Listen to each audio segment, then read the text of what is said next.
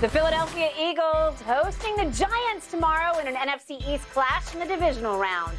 Jalen Hurts and Philly, 7.5-point favorites in this one, according to Fox Bet Sportsbook.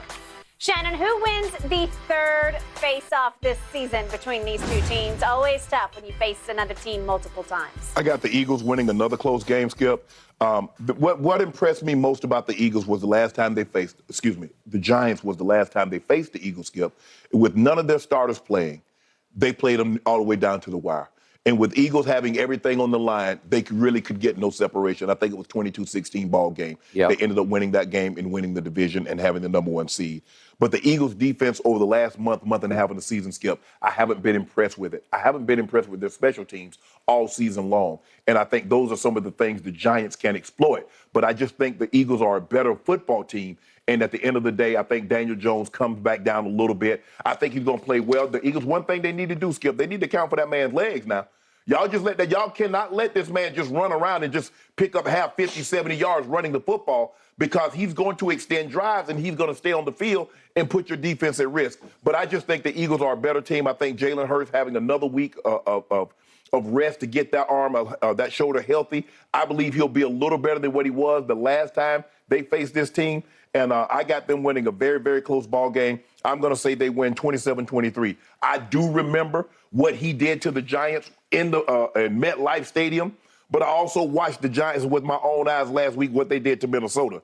And Daniel Jones was phenomenal. He looked like the number one pick. He looked like a guy moving forward you can build around. Those receivers that had been very, very average to mediocre all season long stepped up and played really well. Saquon was Saquon, and that defense led by Leonard Williams and Lawrence and Thibodeau, they played outstanding football. Mm-hmm. So this game is going to I believe, Skip, be a lot closer than what people think.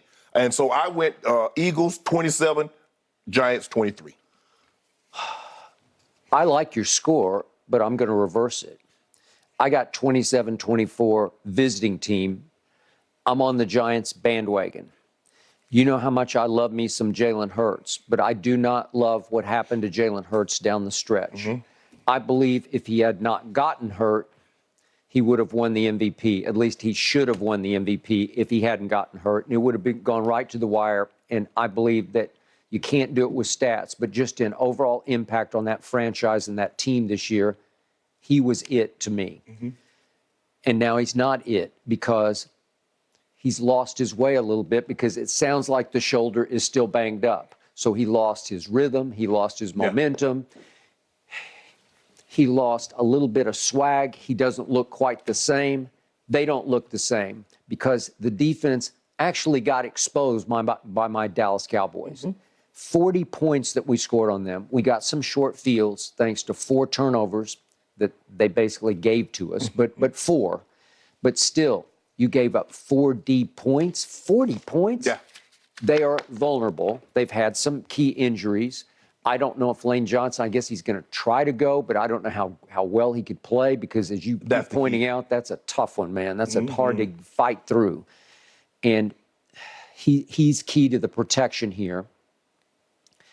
And I just don't know if look, it's the oldest bromide or cliche in sports. It's not who you play, but when you play them. Correct.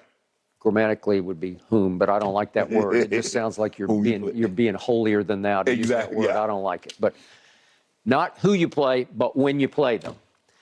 You're playing the Giants at the wrong time for you and because of them. Right. Because I'm not saying they're on fire, but Daniel Jones has shown you his maximum sort of peak ability. Yes. He's at the end of year 4. It took a while, but the little light bulb in the back of his psyche, it also went off. Right.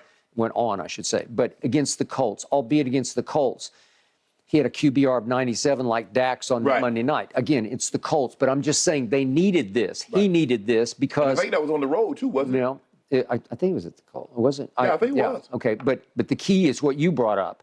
He ran 11 times for 91 yards. What? Yeah. I mean, that's like a running back. You know, okay. And he scored 2 touchdowns running along with 2 throwing. And then he turned it right around at Minnesota, where they'd almost won the game on, what was it, Christmas Eve. Christmas Eve. And He throws for 301 at Minnesota, but more important, he ran 17 times for 78 more yards. He's their running game He now. almost doubled up Saquon because I think did. Saquon had 9 rushes. Okay, so he has found himself. He's got a legitimate head coach who is a quarterback whisperer who has made him feel comfortable being him. What can you do the best? Well, I can run with it pretty well. Okay. You're 6'5", 230-ish, I guess. Well, we'll add some of those. We'll add some of those to the game plan. Then. Okay. Well, maybe we'll do that. Yeah. And maybe I'll encourage you. Maybe I'll pat you on the back and say, you know what? You're pretty good at this. Yeah. Maybe we should do it some more. One of the best things that he did, Skip, is that he's very decisive. Yeah. If one wasn't there, I'm gone.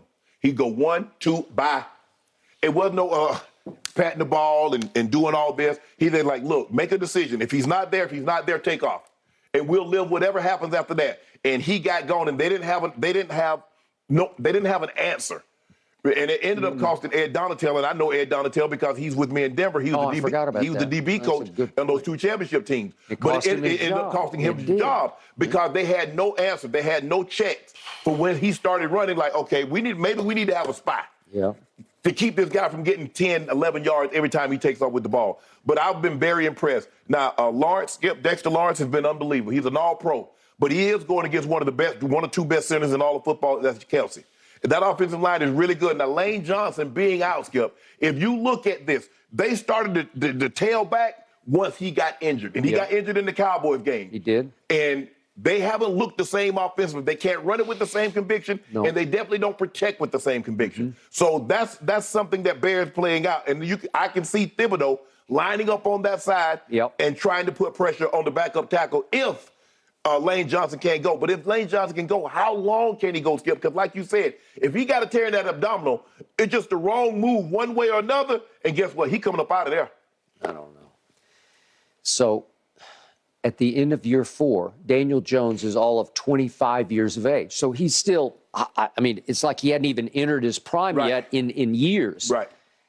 So here he comes, and there they go, because they have Saquon. But to your point, Saquon's a home run hitter, but I never loved him between the tackles. And I don't know why, because he's got the stature and he's got the thigh power to obviously bang it up inside, but he's not great at that.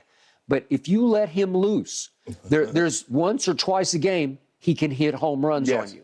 So what they've started doing is do a little more read option with the 2 of them because one or the other can gash you. Yes. And if they make you make a choice and you leave one of them free off the edge. You see, they made the pitch, Skip, because they want to get him in space. Yeah.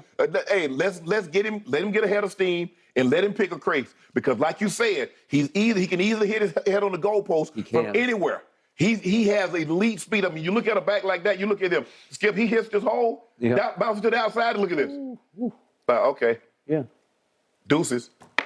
And that was a power run. Skip, that's a defensive tackle that got him and tried to hold him out of the end zone. You're like, you can't do that. No, he just said you can't keep. I'm not going to be denied. This is. I mean, I don't know if you've seen some of it, when he was in college, Skip. He power clean 405. No, I got it. So he's probably at least a 600-pound squatter. We had him on. And he grew up boxing, and he's tough. His uncle's outran Broccoli. I got it. I got it. Okay.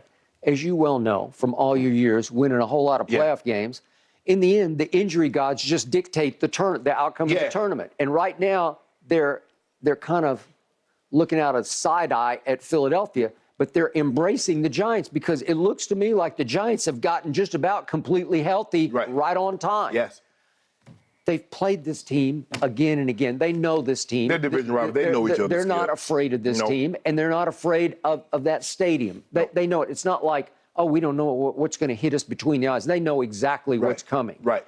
And I don't think they'll be in awe. I don't think they'll be overwhelmed. However well they can play, they will hit their max because Brian Daboll's changed their life because they believe in him.